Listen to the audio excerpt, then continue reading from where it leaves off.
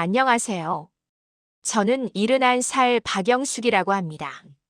지금은 서울 근교의 작은 아파트에서 혼자 지내고 있어요. 남편은 5년 전에 먼저 하늘로 떠났습니다. 가끔 이렇게 텅 빈 거실에 앉아 창밖을 내다보면 제 평생의 세월이 꼭 어제 일처럼 스쳐 지나갑니다. 참 모질게도 살았고 돌아보면 후회되는 일도 많습니다.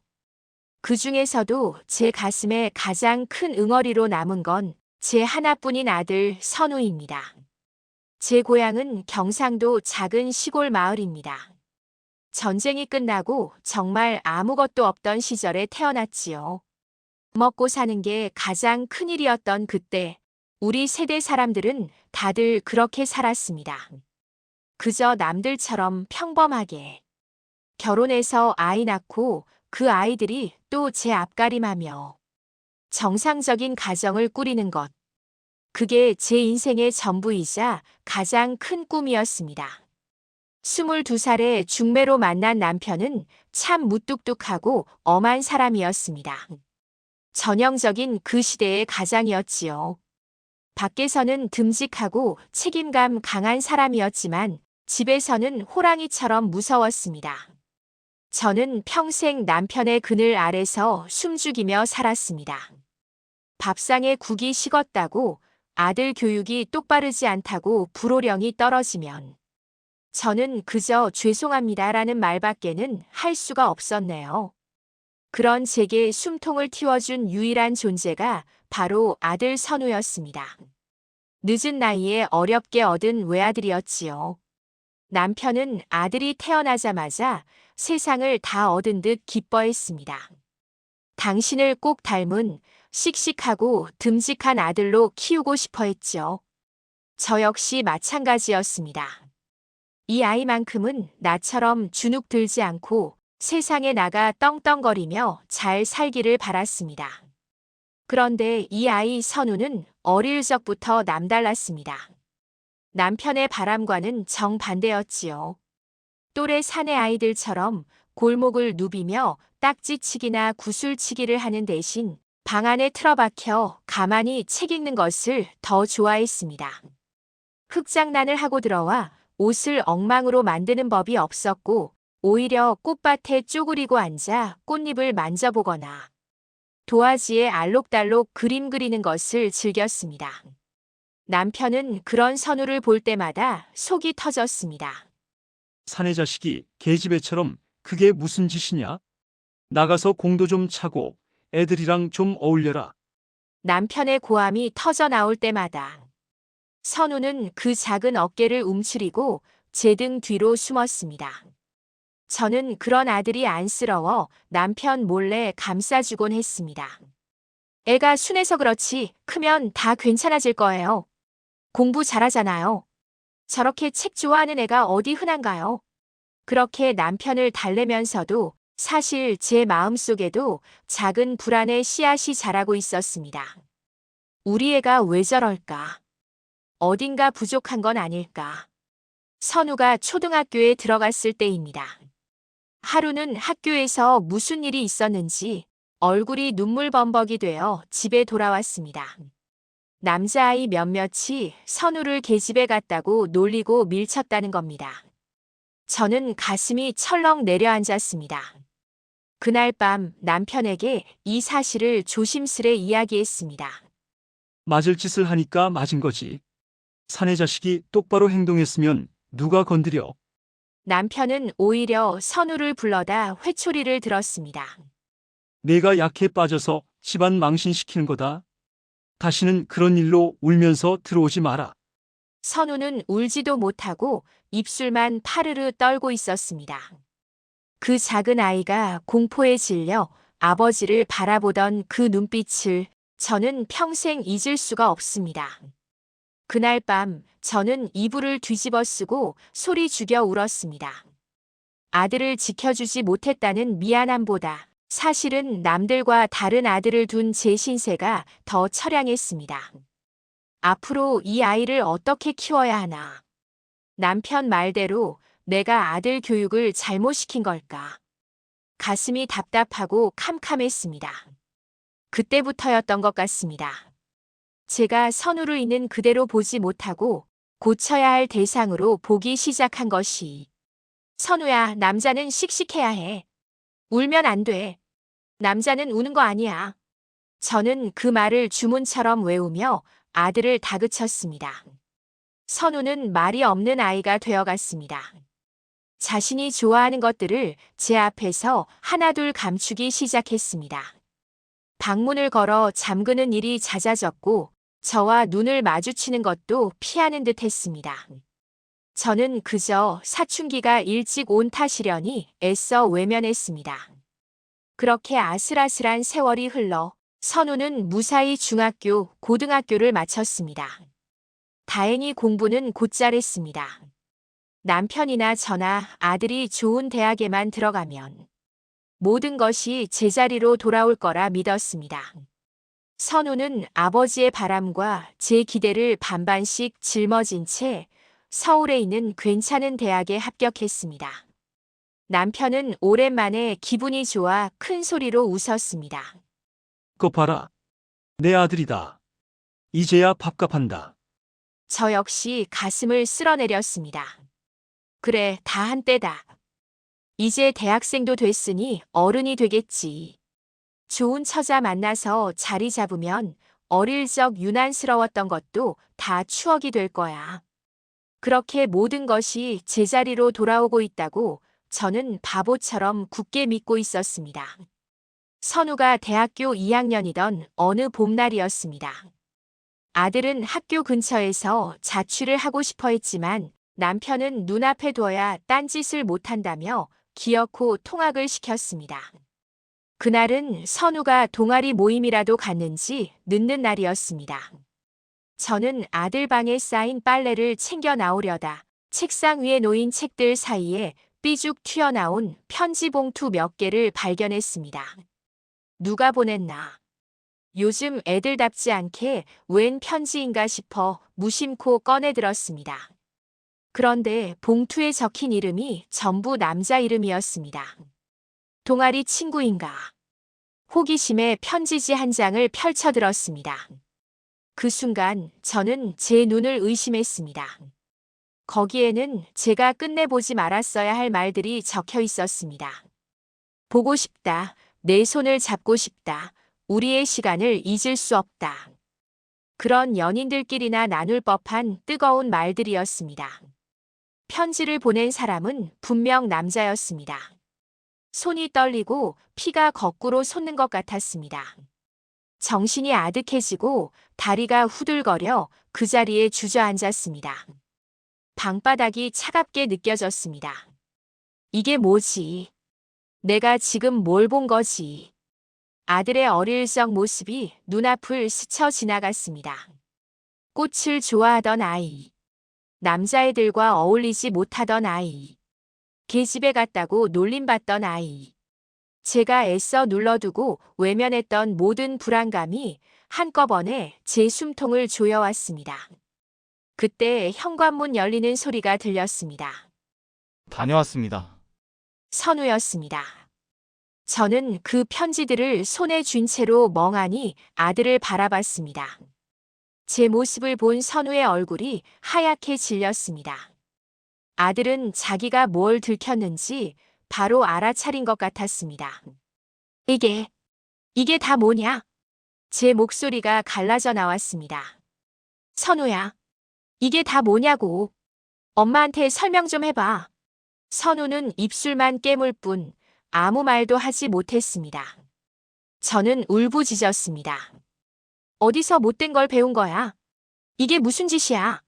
제발 아니라고, 장난이었다고, 친구들끼리 농담한 거라고 그렇게 말해주길 바랐습니다. 하지만 선우는 한참 만에 고개를 들고 저를 똑바로 쳐다봤습니다. 그 눈에 눈물이 가득 고여 있었습니다.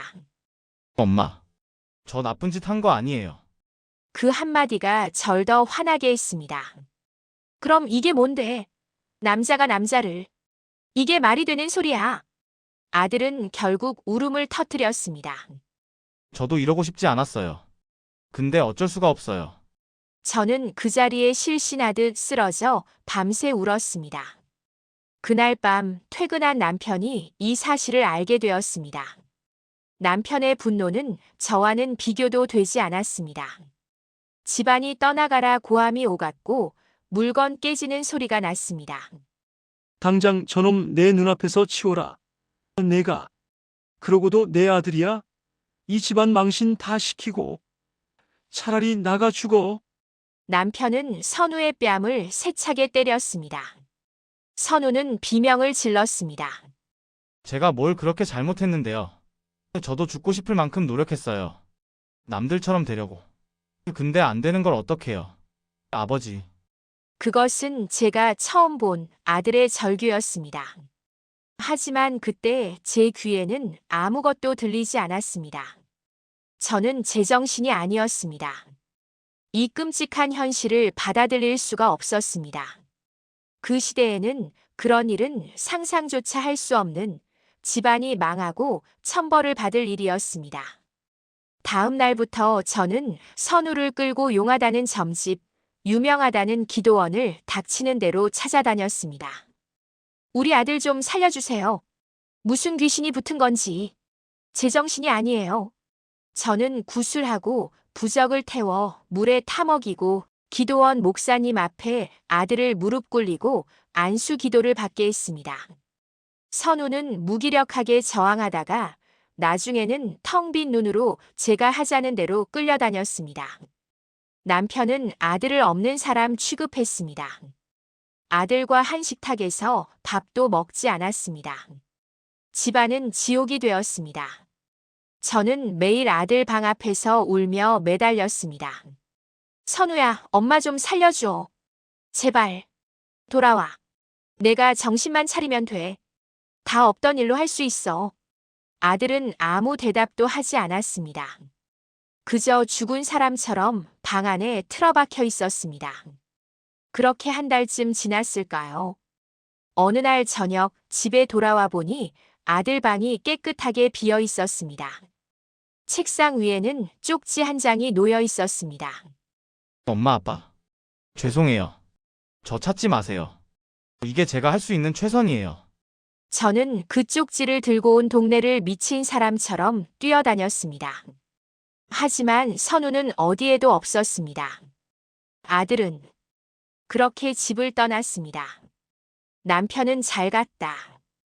그런 자식 없는 셈 치겠다며 선우의 물건을 모조리 내다버렸습니다. 저는 감히 남편에게 대들지도 못하고 아들을 찾아 나설 용기도 내지 못했습니다. 아들이 원망스러우면서도 한편으로는 이 지옥에서 벗어났다는 안도감이 들었던 것도 같습니다. 참 못난 어미였습니다. 그렇게 아들과의 인연은 끊어졌습니다.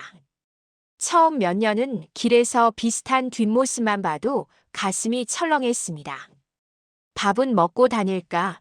어디서 잠은 잘 잘까? 하지만 시간이 흐르면서 그 마음도 무뎌졌습니다. 친척들이나 이웃들이 선우의 안부를 물으면 서울에서 좋은 직장 구해서 바쁘게 산다고 장가도 보내야지. 라며 둘러댔습니다. 거짓말은 또 다른 거짓말을 낳았고 저는 제 스스로 만든 거짓말 속에 아들을 가둬버렸습니다.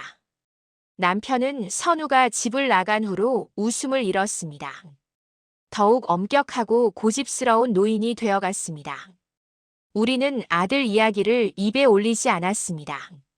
마치 처음부터 아들은 없었던 것처럼. 그렇게 10년, 20년이 흘렀습니다. 세상이 바뀌고 강산이 2번 변했습니다. 가끔 텔레비전에서 그런 사람들 이야기가 나오면 남편은 세상 말세다라며 혀를 차고는 채널을 돌려버렸습니다. 저도 굳이 그쪽을 쳐다보지 않았습니다. 그러다 5년 전 그렇게 호랑이 같던 남편이 갑자기 쓰러졌습니다. 뇌경색이었습니다. 병원에 입원한 지 사흘 만에 남편은 제대로 된 유언 한마디 남기지 못하고 눈을 감았습니다. 모든 것이 너무나 갑작스러웠습니다. 저는 텅 빈 영안실에서 넋을 잃고 앉아 있었습니다. 그때였습니다. 장례식장 문이 조용히 열리고 검은 상복을 입은 한 남자가 들어섰습니다. 수십 년 만에 보는 아들 선우였습니다. 어떻게 알고 왔는지 누가 연락을 했는지도 몰랐습니다. 20살 청년이었던 아들은 어느새 40대 중반의 중년 남자가 되어 있었습니다. 얼굴은 수척했고 눈가에는 세월의 그늘이 짙게 배어 있었습니다. 우리 둘 다 아무 말도 하지 못했습니다. 선우는 묵묵히 다가와 아버지의 영정 사진 앞에 절을 올렸습니다. 그리고는 제 옆에 와서 상주 자리를 지켰습니다. 저는 아들을 보자 반가운 마음보다 원망이 먼저 치밀었습니다. 아비가 죽어서야 얼굴을 내미는구나. 하지만 한편으로는 이 낯선 곳에 혼자 남겨지지 않았다는 안도감이 들었습니다. 참 복잡하고 모순된 마음이었습니다. 장례식 3일 내내 선우는 말없이 제 곁을 지켰습니다. 조문객을 받고 절을 하고 상을 치렀습니다.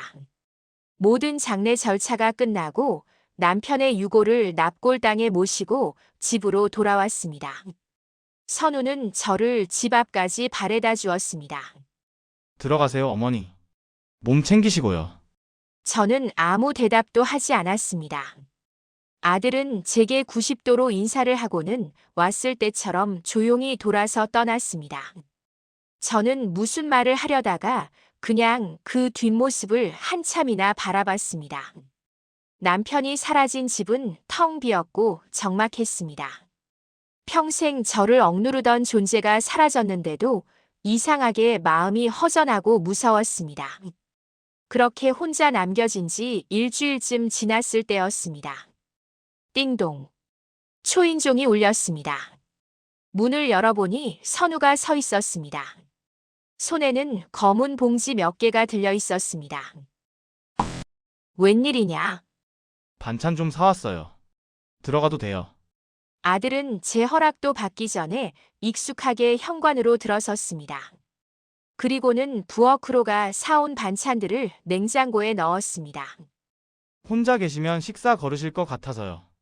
이건 국인데 끓여서 드세요. 저는 멍하니 식탁 의자에 앉아 그 모습을 바라봤습니다. 아들은 냉장고 정리를 마치고는 거실 구석에 깜빡거리던 형광등을 말없이 갈아 끼웠습니다. 그러고는 또다시 꾸벅 인사를 하고 집을 나섰습니다. 그날 이후로 아들은 일주일에 한 번씩 꼬박꼬박 저희 집을 찾아오기 시작했습니다. 올 때마다 과일이나 반찬거리를 사들고 왔습니다. 묵묵히 청소기를 돌리고 고장난 것들을 고쳤습니다. 우리는 예전에 그 일에 대해서는 단 한마디도 입에 올리지 않았습니다.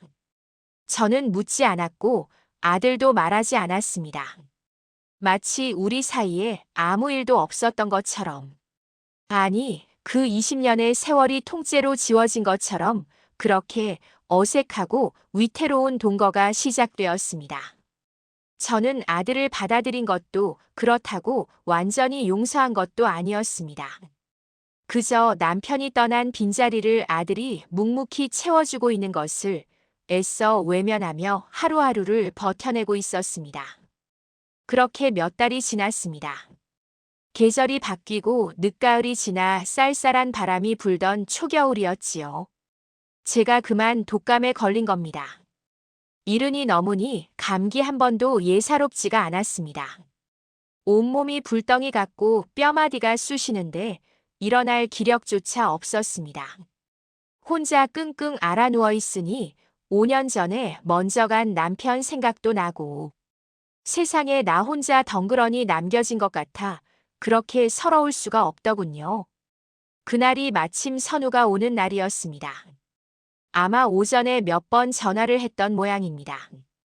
그런데 제가 전화를 받을 기운도 없었던 겁니다. 오후가 되도록 연락이 닿질 않자 아들이 놀라서 집으로 달려왔답니다.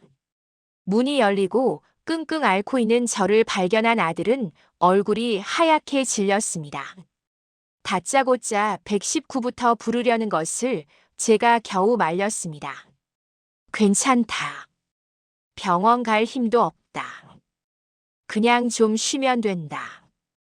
아들은 그 길로 죽이며 약이며 사들고 와서 제 옆을 밤새 지켰습니다. 물수건을 가져다 이마에 얹어주고 시간 맞춰 약을 챙겨 먹였습니다. 저는 열에 들떠 헛소리를 하다가 잠이 들곤 했습니다.